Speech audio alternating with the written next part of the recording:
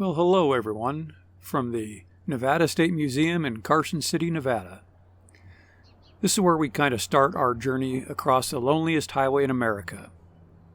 From an expert from their survival guide, their stamped passport book, in July of 1986, Life magazine dubbed Nevada's Highway 50 the loneliest road in America. The article claimed that there were no points of interest along, at that time, 287-mile route, and warned readers not to risk traveling unless they had, quote, survival skills. They go on to say, however, Nevadans knew better then and know better now, and sure, a road doesn't get much more wide open than Highway 50, but that's exactly why we dig it. As it happens, the route is also one of the state's most scenic and historic corridors as you travel this famed road. You can almost hear the gallop of the horses along the Pony Express, see the wagon trains on the overland stagecoach trails, and feel the quest for riches while passing through some of the best preserved 19th century mining towns in the state.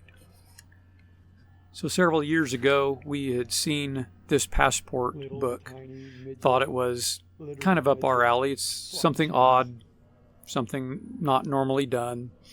And I just want to say about 2 or 3 years ago, we actually went online, filled out the form, got it done, and had the passport sent to us.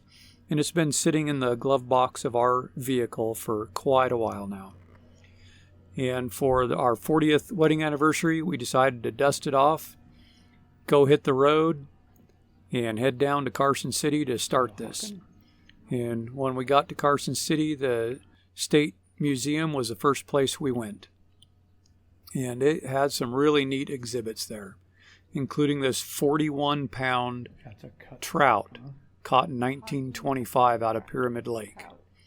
Now, this is a replica done because the original was stored in formaldehyde, and a taxidermist got permission to pull it out and basically do all the measuring and everything he needed to do to make a replica of it. And one of the requirements of that was that he make two, one for the museum and one for the organization that was requesting it in the first place. No. So it's kind of neat to see that on display. And I mean, that is a big fish. And cutthroat normally don't get that big. And we continued on through the museum. I have to say, this gun collection that they had on display was amazing. It is by far one of the best firearms displays I have seen in a museum. I would put it up there with the really good one in Cody, Wyoming. They had things well marked, and there was stories to go with some of the guns as to their history, who owned them, how they ended up there. And they had everything from 15 and 1600s muzzleloader to these little itty-bitty tiny 22 caliber handguns. They had some more modern stuff as well, more military-based things. But it was quite a complete firearms display, from the dueling pistols to there's a shotgun in here that is 3-gauge. Now, I fired 12-gauge shotguns, including 12 slugs, and those kick like a mule. I've talked to folks that have fired 10-gauge shotguns, and they talk about the recoil. I could not even imagine firing a 3-gauge shotgun. I mean, that is something you would want to mount to a solid surface, and I believe the title underneath it was also, it was used for business more than anything. For, you're trying to shoot several ducks at once. This was your gun if you were trying to sell them later or such as that. But it was a very complete firearms collection, and it was very well detailed, very enjoyable. The museum as a whole really had some really good displays. Really enjoyed walking through it and seeing the different aspects of the Nevadan and American history.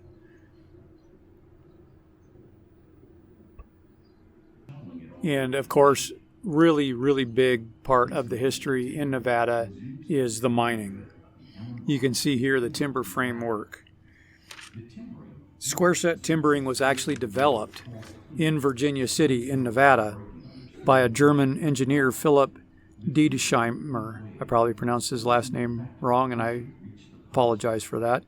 He developed this system in 1860, and at the Comstock lode in Virginia City, this allowed miners to hollow out massive rooms underground, some over 65 feet wide, without the concern for collapse. And they were not able to do things like that prior to. So that type of engineering is just amazing, and that they did it back then. And as you go through the basement, they had more modern mining techniques on display as well. But it's just amazing that you look back at the history of Nevada, and not only was mining huge in the late 1800s, and that's how Nevada became a state, was the Comstock lode and the amount of silver they were producing at the time. But even today, there's still mining going on. As we drove through Eureka, they still have active mining going on in Eureka. Virginia City, the mines kind of teetered out, but I believe there's still mining going on in and around the Virginia City area. Cool diorama. There's a model of how the square set timbering worked.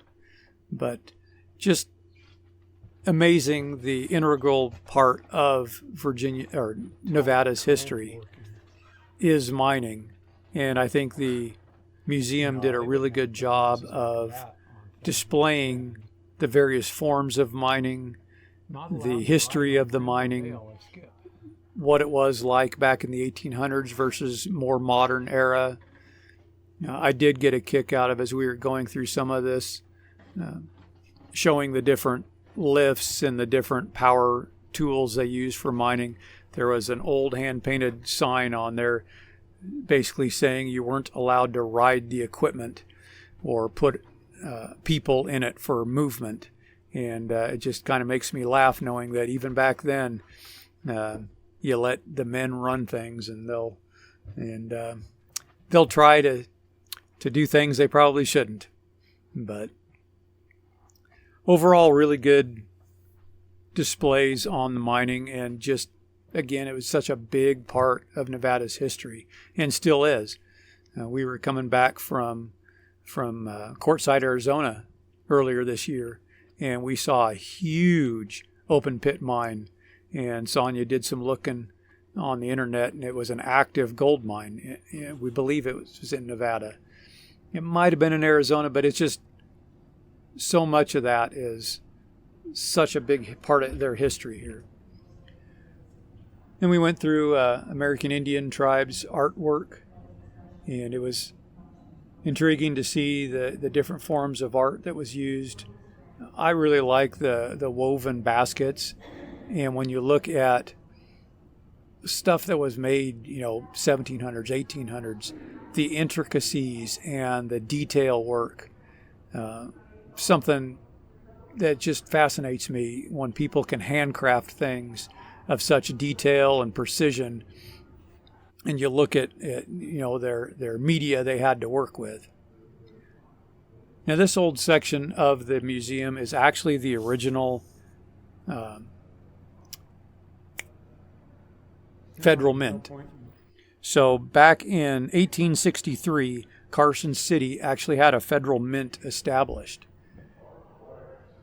And of course, part of it is you're having to weigh things, and seeing this scale and the, quote, scale of this scale is just enormous. I don't think I've seen a balance scale like that anywhere near that large. But this was actually housed in the original Mint building. And as we walk through the doors there, you'll see that green machine. That is the original coin press number 1, built in 1869 by Morgan and Orr out of Philadelphia. And what they say is that thing is still operational. So the mint itself operated from 1870 to 1893, and the coins struck here had the infamous CC for Carson City.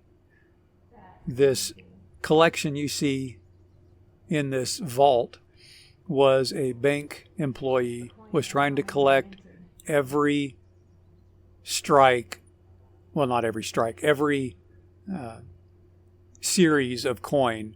So like if a Morgan dollar was printed in 1867, one of those, then in 1868, one of those, etc. He was trying to make a full collection, and it's not complete, but it was amazing to see. And you'll notice here, underneath that magnifying glass, those are dies. And you'll notice the ones that have the X stamped in them, they would stamp an X through a die that had run its course and was no longer deemed to be of sufficient quality to strike coins anymore. So they would strike the actual die itself with that X to basically take it out of service. This is the USS Nevada Silver Service. This is a very elaborate 68-piece set gifted to the battleship Nevada I don't know if the camera's going to in 1916. It was crafted from over 5,000 ounces of silver mined in Tonopah and lined with gold from Goldfield. That punch bowl there in the center is 15-gallon capacity. When they had finished making this whole service, silver service, it went on a statewide tour before being gifted to the ship. And thankfully the ship survived both Pearl Harbor and D-Day, and the service is now in the possession of the museum. And this whole wall is all 50 states had special silver dollars struck, and that is a copy of each one from the state. What I found fascinating about this staircase is those steps are all stone. And that's a lot of weight, and the engineering and everything to go into that was just something else. Overall, I really don't have anything bad to say about this museum. The exhibits were well marked. It talks about the history, just the day-to-day history of the population in Nevada, growing up in Nevada. You saw at the very beginning those little baby slot machines. Those were used here in Nevada. I mean, it's just everything seemed to be very well documented. The information next to the exhibits was very much to point and explained what you were looking at in detail. As far as the museums I've gone to and been lucky enough to go through and just see the various history, I would put this up with some of the top museums I've ever been to. It was well put together, very well staffed. I mean, and this goes out to Cy. We have a good friend that used to be a dentist, and that is old dental equipment that they had on display. But everything from schools and day-to-day shopping and vehicles, and to the mining that was such a big part of Nevada, to just it was a good, really good museum. I really enjoyed it.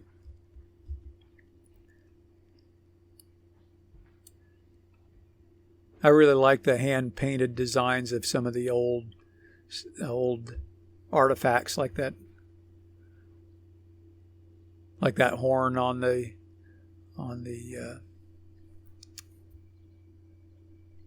thing. I can't remember, but I'm that way.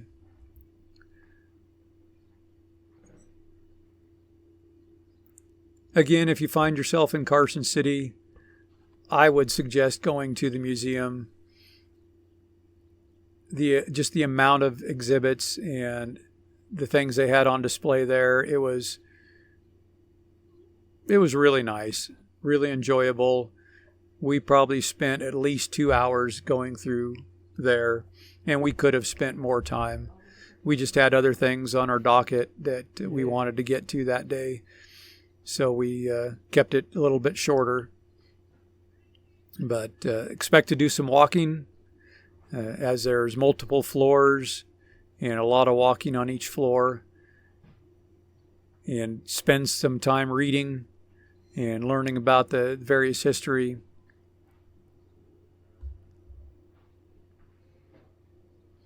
And like a lot of museums, they are always, some of it's permanent display, but a lot of it is always being updated and changed.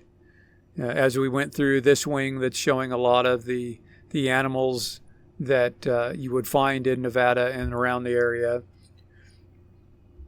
you could tell it was under construction. They were working on another wing, upgrading it. So it is nice also with places like this you can go to and then come back to in a few years for folks like us that don't live in Nevada, or actually not even that close to Nevada. If you come back in a few years, exhibits will have changed. Some things will still be the same, but it's nice to see the changes. I mean, we have our own museum back home, south of Bend, the High Desert Museum, and they're always upgrading some things, but other stuff kind of stays the same. I think all museums kind of do that. So if you've been here and you see something you haven't before, maybe it's time to come back and walk around and see what there is to see. But for one, I like these types of displays because it's not common to be able to get up close and personal with the various birds and stuff, and to see them like that up close, and you can see the details that in the feathers and the colors, and it's just neat to see. And of course, it wouldn't be a Nevada museum without some rocks. They've done a lot of digging and found a lot of stuff in the ground, and they had a lot of different rocks and ores and samples of things that they've taken out of the ground. And of course, this is the mammoth that was found in Black Rock Desert in northwest Nevada in 1972. The display was a replica molded from the original bones.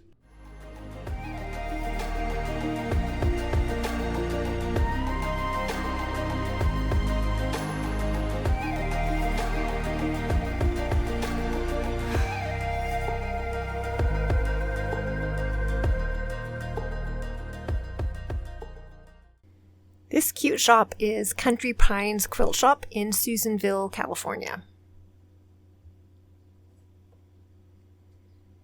After hours of driving, it's really nice to get out of the truck and just walk around anyway, but it's extra nice when your stop includes visiting all the lovely fabric in the quilt store. This shop is actually just a little bit outside of town, and we were planning to stay at the county fair. They have some RV hookup sites there. And so instead of stopping, unhooking the truck, and then going in, we decided to actually go by the quilt shop first on our way. And then we would drive back into town and hook up for the evening and leave the truck hooked up so that we had it ready to go first thing in the morning. So we didn't have tons of time to spend here, but the time we did spend, I really enjoyed. It's a lovely shop. It has a lot of regular sewing besides just quilting specific items, which is really nice to see. And that is becoming harder and harder to find. I was hoping to find something that would be one of the inner pieces for my Ohio Star for my sunflower quilt, and actually found a nice warm grayish beige color that Keith and I both really liked that I think will look lovely for that. So that was my purchase. Then as an added bonus, as we were leaving, she mentioned there were some boxes of fabric on the porch that were just free for the taking. She was just wanting to get rid of them. So I got to rummage through those a little bit. Found a fabric that I think will be very nice for a project that I want to make for a couple of my nieces. And I also ran into an old fabric that I had from years and years ago that I just loved and I don't have any left of. So it was kind of fun to run into that and be able to grab a few more scraps of it. If you're in Susanville, I think you should definitely go to this quilt shop. If you're anywhere near the area, it's worth driving to get to it. It's really a nice shop. I enjoyed it a lot, and I think that you will too.